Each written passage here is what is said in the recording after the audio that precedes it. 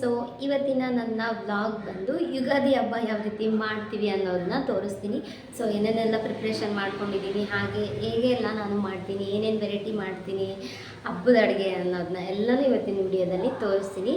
So ಅದಕ್ಕೂ ಮುಂಚೆ ಇನ್ಯಾರಾದರೂ ನನ್ನ ಚಾನಲ ನೀವು ಸಬ್ಸ್ಕ್ರೈಬ್ ಮಾಡ್ಕೊಂಡಿಲ್ಲ ಅಂದರೆ ಇಲ್ಲಿ ಹೋಗಿ ನನ್ನ ಚಾನಲ ಸಬ್ಸ್ಕ್ರೈಬ್ ಮಾಡ್ಕೊಳ್ಳಿ. ಸೊ ಬನ್ನಿ ಇವತ್ತಿನ ವ್ಲಾಗ್ ಸ್ಟಾರ್ಟ್ ಮಾಡೋಣ. ಬೆಳಗ್ಗೆನೇ ಎದ್ದು ಕಸನೆಲ್ಲ ಗುಡಿಸಿ ಬಾಗಿಲಿಗೆಲ್ಲ ರಂಗೋಲಿ ಹಾಕಿ, ಆಮೇಲೆ ಮಾವಿನ ಸೊಪ್ಪು, ಬೇವಿನ ಸೊಪ್ಪು ಎಲ್ಲನೂ ಇಟ್ಟು ಪೂಜೆ ಎಲ್ಲ ಮಾಡ್ಕೊಳ್ಳೋದಕ್ಕೆ ಆಲ್ಮೋಸ್ಟ್ ಒಂದು ಸ್ವಲ್ಪ ರೆಡಿ ಮಾಡ್ಕೊಂಡಿದ್ದೀನಿ. ಸೊ ಬೆಳಗಿಂದು ಏನಿರುತ್ತೋ ಮಾಮೂಲಿ ಕೆಲಸ, ಸೊ ಅದೆಲ್ಲ ಮಾಡ್ಕೊಂಡಿದ್ದೀನಿ. ಸೊ ಬೆಳಗ್ಗೆನೇ 6 ಗಂಟೆಗೆ ಎದ್ದಿದ್ದೆ. ಸೊ ಆಲ್ಮೋಸ್ಟ್ ಎಲ್ಲ ಕೆಲಸ ಆಯಿತು. ಇವಾಗ ನಾನು ಎಣ್ಣೆ ಎಲ್ಲ ಹಚ್ಕೊಂಡೆ. ಸೊ ನೈಟ್ ಒಂದು ಸ್ವಲ್ಪ ಮೆಹಂದಿ ಕೂಡ ಹಚ್ಕೊಂಡೆ.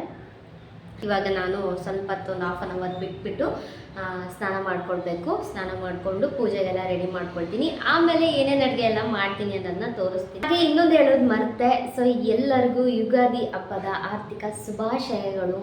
ಸೊ ಈ ಮನೆಗೆ ಬಂದಮೇಲೆ ಫಸ್ಟ್ ಹಬ್ಬ ಇದು ನಮಗೆ. ಸೊ ಫಸ್ಟ್ ಬಂದಿದ್ದು ಶಿವರಾತ್ರಿ ಹಬ್ಬಕ್ಕೆ ನಾವು ಬಂದಿದ್ದು ಈ ಮನೆಗೆ. ಸೊ ಅದು ಅಷ್ಟೊಂದು ಇಂಪಾರ್ಟೆಂಟ್ ಏನು ಅನಿಸಲ್ಲ ನನಗೆ. ಸೊ ಹಾಗಾಗಿ ಇದು ಯುಗಾದಿ ಹಬ್ಬ ಅಂದರೆ ಹೊಸ ವರ್ಷ ನಮ್ಮ ಪ್ರಕಾರ. ಸೊ ಎಲ್ಲನೂ ಈ ವರ್ಷದಿಂದ ಎಲ್ಲ ಒಳ್ಳೆಯದಾಗಲಿ, ನಿಮಗೂ ಕೂಡ ಒಳ್ಳೆಯದಾಗಲಿ ಅನ್ನೋದನ್ನ ದೇವರ ಹತ್ರ ಬೇಡ್ಕೊಳ್ತೀನಿ. Come back. ಸೊ ಇವಾಗ ಸ್ನಾನ ಎಲ್ಲ ಮಾಡಿಕೊಂಡು ಹೊಸ ಟಾಪ್ ಹಾಕ್ಕೊಂಡಿದ್ದೀನಿ. ಸೊ ಇದು ನಾನು ಸ್ಯಾರಿಲಿ ಸ್ಟಿಚ್ ಮಾಡಿಸ್ಕೊಂಡಿರೋ ಅಂಥ ಒಂದು ಟಾಪು. ಸೊ ನೀವು ನೋಡ್ಬೋದು, ಸ್ಯಾರಿಗೆ ಸ್ಟಿಚ್ ಮಾಡಿಸ್ಕೊಂಡಿದ್ದೀನಿ. ಸೊ ತುಂಬಾ ಕಂಫರ್ಟಬಲಾಗಿ ತುಂಬಾ ಚೆನ್ನಾಗಿದೆ. ನನಗೆ ಈ ಸ್ಯಾರಿ ಹಾಕೊಂಡಾಗ ನನಗೇನೋ ಅಷ್ಟೊಂದು ಇಷ್ಟ ಆಗಲಿಲ್ಲ. ಸೊ ಲಾಸ್ಟು ನನ್ನ ವಿಡಿಯೋದಲ್ಲಿ ನೀವು ನೋಡಿರ್ಬೋದು, ವೈಕುಂಠ ಏಕಾದಶಿ ದಿನ ನಾನು ಹಾಕ್ಕೊಂಡಿದ್ದೆ. ಸೊ ಇವಾಗ ನಾನು ಇದನ್ನು ಚುಡಿನ ಹೊಲಿಸ್ಕೊಂಡಿದ್ದೀನಿ. ಸೊ ಫುಲ್ ಔಟ್ಫಿಟ್ ನಾನು ತೋರಿಸ್ತೀನಿ ನಿಮಗೆ. ಸೊ ಇವಾಗ ನಾನು ಪೂಜೆಗೆಲ್ಲ ರೆಡಿ ಮಾಡ್ಕೊಳ್ತಾ ಇದ್ದೀನಿ. ಸೊ ಬನ್ನಿ ಯಾವ ರೀತಿ ನಾನು ಇವಾಗ ಪೂಜೆಗೆ ರೆಡಿ ಮಾಡ್ಕೊಳ್ತೀನಿ ಅನ್ನೋದನ್ನ ತೋರಿಸ್ತೀನಿ. ಆಲ್ಮೋಸ್ಟ್ ಇವಾಗ ಎಲ್ಲ ರೆಡಿಯಾಗಿದೆ. ವಿಗ್ರಹ ಎಲ್ಲ ತೊಳ್ಕೊಂಡು, ಫೋಟೋ ಎಲ್ಲ ಒರೆಸ್ಕೊಂಡು, ಅರಿಶಿಣ ಕುಂಕುಮ ಎಲ್ಲ ಇಟ್ಟು, ಬೇವಿನ ಸೊಪ್ಪು ಮಾವಿನ ಸೊಪ್ಪನ್ನ ಹಾಗೆ ಅಲ್ಲೇ ಕಟ್ಟಿದ್ದೀನಿ. ಒಂದು ಪ್ಲಾಸ್ಟರ್ ಹಾಕಿದ್ದೀನಿ ಅಷ್ಟೇ. ಸೊ ಇವಾಗ ಒಂದು ಸ್ವಲ್ಪ ಹೂವಿನ ಡೆಕೋರೇಷನ್ ಎಲ್ಲ ಮಾಡಿ ನೈವೇದ್ಯಗೆ ಹಾಲೇನಾದರೂ ಇಟ್ಬಿಟ್ಟು ನಾನು ಪೂಜೆ ಮಾಡೋಣ ಅಂತ ಅಂದ್ಕೊಂಡಿದ್ದೀನಿ. ಸೊ ಹಾಗಾಗಿ ಆಮೇಲೆ ಅಡುಗೆ ಎಲ್ಲ ಆದಮೇಲೆ ಇಡಬೇಕು ಅಂತ ಅಂದ್ಕೊಂಡಿದ್ದೀನಿ. ಸೊ ಇವಾಗ ಇಷ್ಟು ರೆಡಿಯಾಗಿದೆ. ಸೊ ನಾನು ತೋರಿಸ್ತೀನಿ, ನೋಡ್ಬೋದು. ಸೊ ಇವಾಗ ಇನ್ನೊಂದು ಸ್ವಲ್ಪ ಹೂವಿಂದು ಡೆಕೋರೇಷನ್ ಮಾಡಬೇಕು ಅಷ್ಟೇ. ಈ ಹಬ್ಬಗಳಂದ್ರೇ ಒಂಥರ ಸಂಭ್ರಮ. ಹಬ್ಬ ಬರ್ತಾ ಇದೆ ಅಂದರೆ 2-3 ದಿನ ಸ್ಟಾರ್ಟ್ ಆಗ್ತಾಯಿದೆ ಅನ್ನೋಷ್ಟರಲ್ಲೇ ನಿದ್ದೆ ಬರ್ತಾ ಇರಲ್ಲ. ಸೊ ಅಷ್ಟು ಮನೆ ಕ್ಲೀನಿಂಗ್ ಆಗಿರ್ಬೋದು, ಆಮೇಲೆ ನಾವು ಹೊಸ ಬಟ್ಟೆ ಶಾಪಿಂಗ್ ಮಾಡೋದಾಗಿರ್ಬೋದು, ಎಲ್ಲ ಒಂಥರ ತುಂಬ ಚೆನ್ನಾಗಿರುತ್ತೆ ಈ ಹಬ್ಬದ ಸಂಭ್ರಮ. ಸೊ ಈ ಯುಗಾದಿ ಹಬ್ಬ ಅಂದರೆ ತುಂಬಾ ಸ್ಪೆಷಲ್ಲು. ಸೊ ಹೊಸ ವರ್ಷದ ಆರಂಭ ಕೂಡ. ಹಾಗಾಗಿ ನಾವು ತುಂಬ ಚೆನ್ನಾಗಿ ಈ ಒಂದು ಹಬ್ಬನ ಆಚರಣೆ ಮಾಡ್ಕೊಳ್ತೀವಿ. ಸೊ ಎಲ್ರಿಗೂ ಗೊತ್ತಿರೋ ಹಾಗೇ ಬೇವು ಬೆಲ್ಲ ಎರಡೂ ತಿಂದು ಈ ವರ್ಷನ ನಾವು ಸ್ಟಾರ್ಟ್ ಮಾಡ್ತೀವಿ. ಸಿಹಿ ಕಹಿ ಎರಡೂ ಇರಬೇಕು ನಮ್ಮಲ್ಲಿ. ಜೀವನ ಕಷ್ಟ ಸುಖ ಎರಡೂ ಇರಬೇಕು. ಅವಾಗೇ ನಾವು ಜೀವನದಲ್ಲಿ ತುಂಬಾ ಸಾಧಿಸೋದಕ್ಕೆ ಆಗೋದು. ಸೊ ನಮಗೆ ಸಿಹಿನೇ ಇರಬೇಕು ಅಂತ ಅಂದ್ರೂ ಆಗಲ್ಲ ನಮ್ಮ ಲೈಫಲ್ಲಿ. ಸೊ ಕಷ್ಟನೇ ಇರಬೇಕು ಅಂತ ಅಂದ್ರೂ ನಮ್ಮ ಲೈಫಲ್ಲಿ ಇರೋದಕ್ಕಾಗಲ್ಲ. ಹಾಗಾಗಿ ಎರಡೂ ನಾವು ಸ್ವೀಕರಿಸಿದ್ರೇ ನಾವು ಜೀವನದಲ್ಲಿ ಏನಾದರೂ ಒಂದು ಸಾಧನೆ ಮಾಡೋದಕ್ಕೆ ಒಂದು ಏನಂತಾರೆ ಚಾನ್ಸ್ ಸಿಗೋದು. ಸೊ ಹಾಗಾಗಿ ಈ ಬೇವು ಹಾಗೆ ಬೆಲ್ಲ ಎರಡೂ ತಿಂದು ಈ ವರ್ಷ ಈ ಹಬ್ಬನ ನಾವು ತುಂಬ ಚೆನ್ನಾಗಿ ಆಚರಿಸ್ತೀವಿ. ಸೊ ಹಬ್ಬ ಅಂದ್ರೆ ಒಂಥರ ಸಂಭ್ರಮ. ಸೊ ಈ ಹಬ್ಬ ಅಂತಂದರೆ ಇನ್ನೂ ಸ್ಪೆಷಲ್ಲು. ಸೊ ಮೈಗೆ ಕೈಗೆಲ್ಲ ಚೆನ್ನಾಗಿ ಎಣ್ಣೆ ಹಚ್ಕೊಂಡು ಸ್ನಾನ ಮಾಡಿ, ಸೊ ಹೊಸ ಬಟ್ಟೆ ಧರಿಸಿ, ಹಬ್ಬದ ಅಡುಗೆ ಮಾಡಿಕೊಂಡು ಎಲ್ಲ ಫ್ಯಾಮಿಲಿ ಸೇರಿಕೊಂಡು ಹಬ್ಬ ಆಚರಿಸೋದೇ ಒಂದು ಸಂಭ್ರಮ.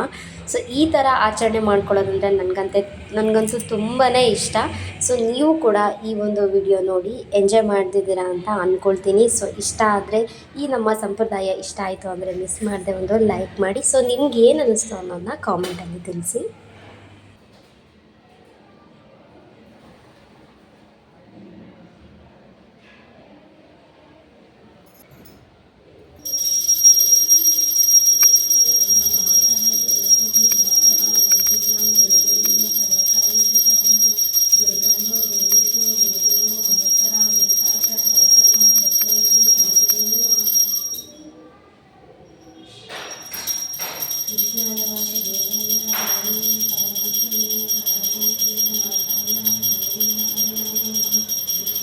ನಾನು ಯಾವಾಗಲೂ ಅಷ್ಟೇ ವಿಷ್ಣುನ ಆಮೇಲೆ ಗುರುಗಳ್ನ ಅಥವಾ ಮನೆ ದೇವ್ರನ್ನ ಎಲ್ಲ ಮಂತ್ರ ಹೇಳಿಕೊಂಡೆ ನಾನು ಯಾವಾಗಲೂ ಪೂಜೆ ಮಾಡೋದು.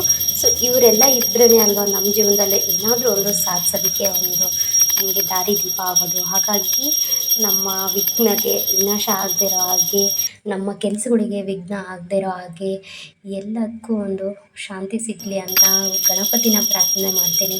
ಸೊ ನನಗೆ ಗುರುಗಳು ಅಂದರೆ ತುಂಬಾ ಇಷ್ಟ. ಸೊ ಸಾಯಿಬಾಬಾ ಆಗಿರ್ಬೋದು, ರಾಘವೇಂದ್ರ ಸ್ವಾಮಿ ಆಗಿರ್ಬೋದು, ಆಮೇಲೆ ದತ್ತಾತ್ರೇಯ ಆಗಿರ್ಬೋದು.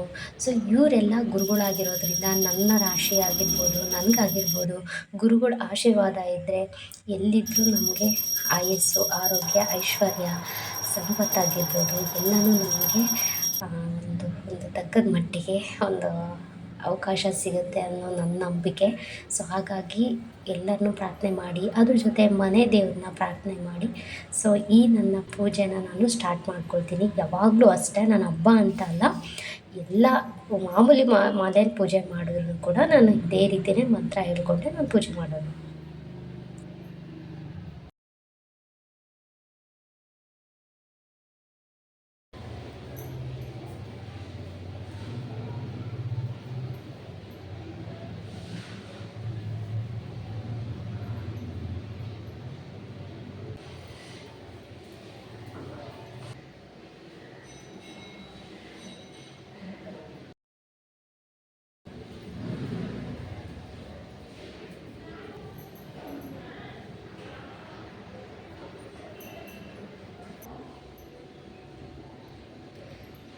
Welcome back friends. ಸೊ ಇವಾಗ ಪೂಜೆ ಎಲ್ಲ ಆಯಿತು. ಈಗ ಅಡುಗೆ ಮಾಡೋ ಸಮಯ. ಇವಾಗ ಅಡುಗೆ ಏನು ಮಾಡಬೇಕು ಅಂದರೆ ಒಬ್ಬಟ್ಟು ಮಾಡಬೇಕು, ಕಡಲೆಬೇಳೆ ವಡೆ ಮಾಡಬೇಕು, ಅನ್ನ ಸಾಂಬಾರು ಮಾಡಬೇಕು, ಕೋಸಂಬರಿ ಮಾಡಬೇಕು.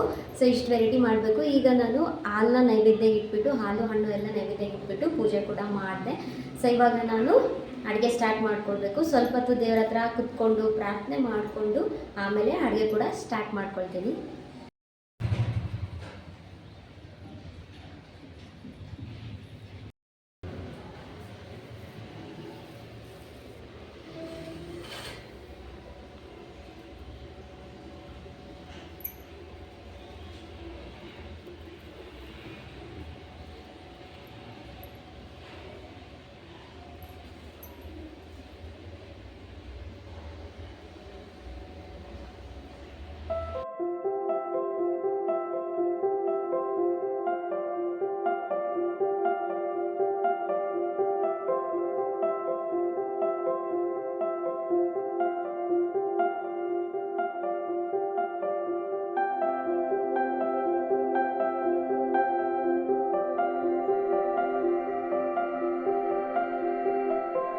ಈಗ ಪೂಜೆ ಎಲ್ಲ ಆಯಿತು.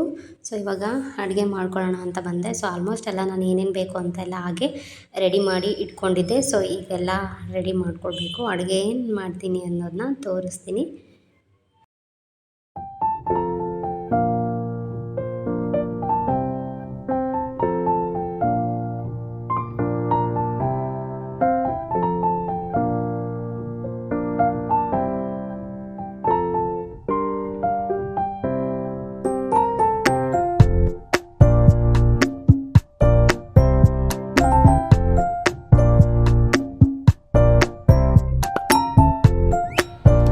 Welcome back. ಸೊ ಇವಾಗ ಅಡುಗೆ ಕೂಡ ಎಲ್ಲ ಆಯಿತು. ಅಂದರೆ ಅನ್ನ ಸಾಂಬಾರು ಒಬ್ಬಟ್ಟಿಗೆಲ್ಲ ರೆಡಿ ಮಾಡ್ಕೊಂಡಿದ್ದೀನಿ. ಇನ್ನು ಕಡಲೆಬೇಳೆ ವಡೆ ಹಾಗೆ ಕೋಸಂಬರಿ ಮಾಡ್ಕೊಳ್ಬೇಕು. ಸೊ ಇವತ್ತು ನಮ್ಮ ಹಸ್ಬೆಂಡ್ಗೆ ಡ್ಯೂಟಿ ಇದೆ, ಅವ್ರಿಗೆ ರಜಾ ಇಲ್ಲ. ಸೊ ಹಾಗಾಗಿ ಅವ್ರು ಬಂದಾಗ ಸಂಜೆ ಮಾಡೋಣ ಅಂತ ಅಂದ್ಕೊಂಡಿದ್ದೀನಿ. ಈಗ ಏನೇನು ಮಾಡಿದ್ದೀನಿ ಅನ್ನೋದನ್ನ ತೋರಿಸ್ತೀನಿ. ಸೊ ಆಗಲೇ ಹೇರ್ ಸ್ಟೈಲ್ ಚೇಂಜ್ ಮಾಡ್ಕೊಂಡಿದ್ದೀನಿ. ಯಾಕಂತಂದರೆ ಬೆಂಗಳೂರಲ್ಲಿ 35 ಡಿಗ್ರಿ ಇದೆ, ಬಿಸಿಲು, ಸಕ್ಕ ಸೆಕೆ. ಸೊ ಹಾಗಾಗಿ ಅಡುಗೆ ಮಾಡಬೇಕಾದ್ರೆ ಕೂದಲು ಬಿಟ್ಕೊಳ್ಬಾರ್ದಲ್ವ. ಸೊ ಹಾಗಾಗಿ ನಾನೆಲ್ಲ ಕೂದಲು ಮೇಲೆ ಕಟ್ಕೊಂಡು ಬಿಟ್ಟಿದ್ದೀನಿ. ಹೂವೆಲ್ಲ ಎತ್ತಿಟ್ಟೆ, ಸಂಜೆ ಹಾಕ್ಕೊಂಡು ರೆಡಿ ಆಗೋಣ ಅಂತ. ಏನೇನು ಮಾಡಿದ್ದೀನಿ ಅನ್ನೋದನ್ನ ತೋರಿಸ್ತೀನಿ. ಇಲ್ಲಿ ಅನ್ನ ಕೂಡ ರೆಡಿ ಇದೆ, ಸಾಂಬಾರು ಕೂಡ ರೆಡಿ ಆಗಿದೆ.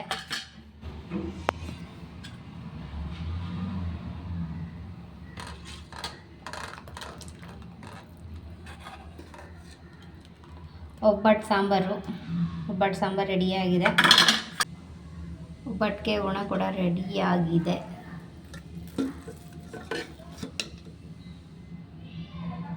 ಕಣಕ ಕೂಡ ರೆಡಿ ಮಾಡಿದ್ದೀನಿ. ನೋಡಿದ್ರಲ್ವಾ, ಸೊ ಇಷ್ಟೇ ರೆಡಿ ಮಾಡ್ಕೊಂಡಿದ್ದೀನಿ ಬೇಗನೆ.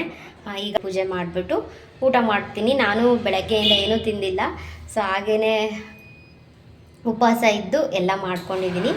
ಸೊ ಬನ್ನಿ ಇವಾಗ ಬೇಗ ಬೇಗ ಒಬ್ಬಟ್ಟು ಮಾಡಿ ಪೂಜೆ ಮಾಡೋಣ.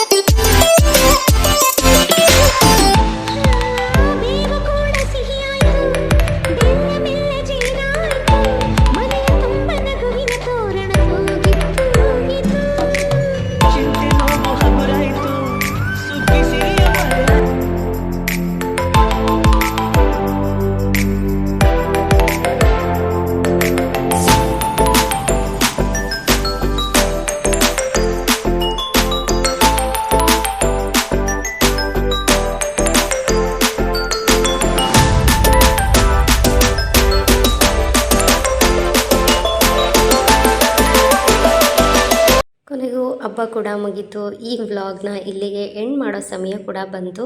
ಓಕೆ, ಈ ಒಂದು ವಿಡಿಯೋ ನಿಮಗೇನಾದರೂ ಇಷ್ಟ ಆಗಿದ್ದರೆ ಮಿಸ್ ಮಾಡದೆ ಸಬ್ಸ್ಕ್ರೈಬ್ ಮಾಡಿಕೊಂಡು ಹಾಗೆ ಲೈಕ್ ಮಾಡೋದು ಮಾತ್ರ ಮರಿಬೇಡಿ. Thanks for watching.